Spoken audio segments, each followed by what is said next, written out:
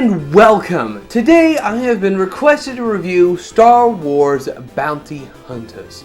Now, over the years I've played a lot of PS2 era Star Wars games, but for some reason I've never played this one, which actually feels really odd since apparently it sold well enough to not only get a greatest hits release, but also get ported to newer game consoles. And today, I want to see what I actually missed out on.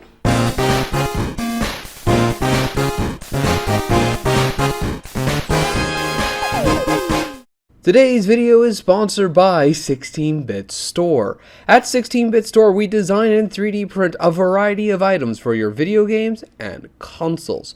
From our styluses to our display stands, we take pride in our designs for all products that we create and the finished quality of our prints. If you are interested or just want to help out the channel, why not visit the 16-Bit Store today? And if you use offer code 16BitReview on Etsy, you'll get 15% off your order when you buy 2 or more items.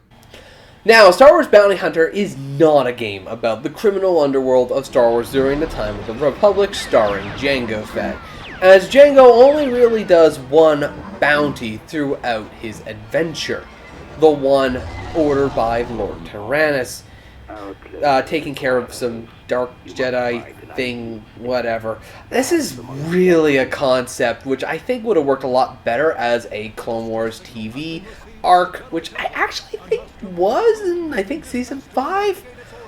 But as it is presented in this game, it really feels second fiddle to what I'm pretty sure the developers at LucasArts really wanted you to focus on, the gameplay. Yep, almost everything you do in this game, it's all about completing missions, objectives, and scoring some cash along the way.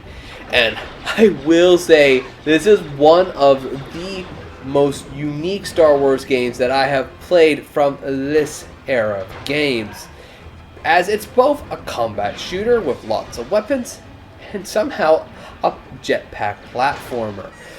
So, as you're going from combat arena to combat arena, you're blasting away through enemies while flying everywhere and going from vantage point to vantage point.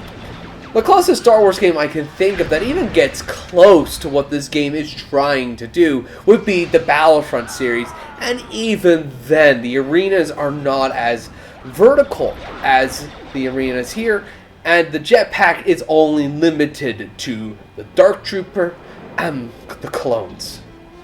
And speaking of the jetpack, it is the star attraction of this game, as it is both unique to combat and platforming. I can't remember another video game that allowed you as much versatility as you get with the jetpack, as it's not just a tool to let you float around in a stage, as this jetpack actually allows you to rocket forward to gain speed like a sprint button, but it also allows you to gain vertical height and then sprint so that you can line up to the next platform. It is really a useful utility. But with that said, the jetpack is not perfect, as for some arbitrary reason there is a height limit without a special power-up, and the learning curve to master the jetpack is shockingly high. And the learning curve isn't this game's only issue, as the controls are for some reason also extremely dated. Jango snaps in directions as the camera moves so violently that it can make platforming and looking around shockingly difficult, especially if you are lost.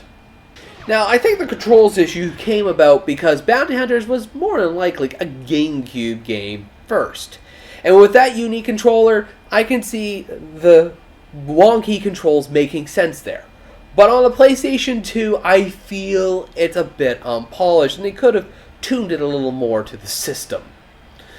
The platforming itself, or at least the level design, is also quite dated too. Sure, I don't need an adventure line in every video game to show me where I need to go. But with the sheer amount of real fake doors that are used so that enemies can spawn in off screen, it actually becomes shockingly hard to find the right way forward. Many times in Bounty Hunter, I got lost after blasting a few fools, and I had to ask for directions far more times than I would like to admit. But once I figured out the level layouts and I had the opportunity to replay these stages, and not because I ran out of continues, somehow this confusing, messy maze of a game turned into a very different beast.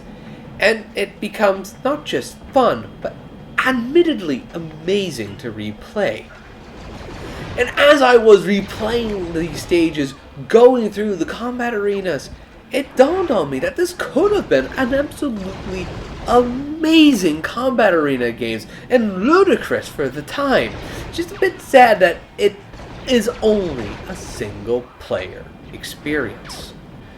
But speaking of the single player experience here in Bounty Hunter, the most impressive thing about this game is not the platforming, nor the combat, nor even the jetpack, but rather just how much of Bounty Hunters feels like the newer Star Wars games that appeared in this generation.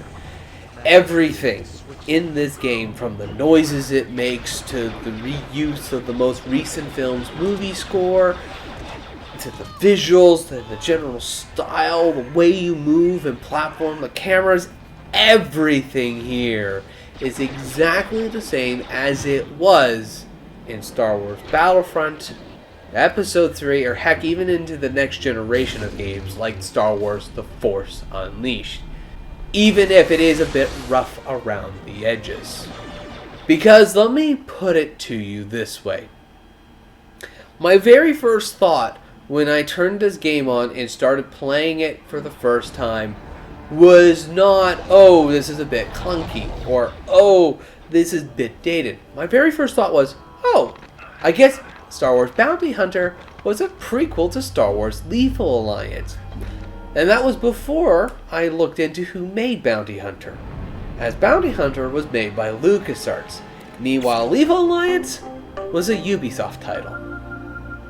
Overall, I am impressed with this game. Sure, I have played better Star Wars games over the years, but considering this game's age and what is here, this is a very fun experience.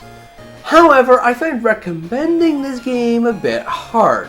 On the one hand, it is a very good game with all the typical beats of a Star Wars platformer, and it's a very fun package. But on the other hand, this game really hasn't aged as well as some of the other Star Wars games from the time.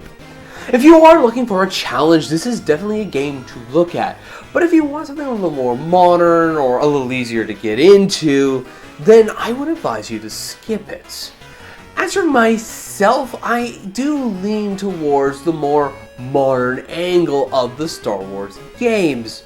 But I will be holding on to this game for just a little while longer and play it again at my own pace. Maybe then I might be able to appreciate it a little more. But anyways, thank you ever so much for watching. I hope you have yourself a good day, and as always, take care.